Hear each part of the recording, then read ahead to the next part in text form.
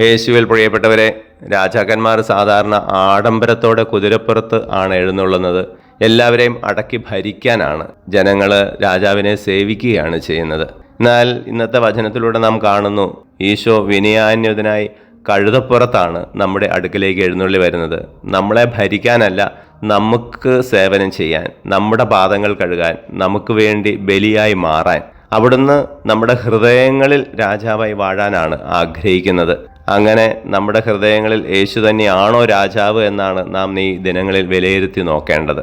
നമ്മളെ വ്യക്തികളോ നമ്മുടെ ആഗ്രഹ അഭിലാഷങ്ങളോ നമ്മുടെ ദുശീലങ്ങളോ നമ്മളെ ഭരിക്കുന്നുണ്ടെങ്കിൽ ഈ യേശുവാകുന്ന രാജാവിന് നമ്മുടെ ഹൃദയത്തിൽ 2ാം സ്ഥാനമോ 3ാം സ്ഥാനമോ 4ാം സ്ഥാനമോ ഉള്ളൂ എന്ന് കരുതുക.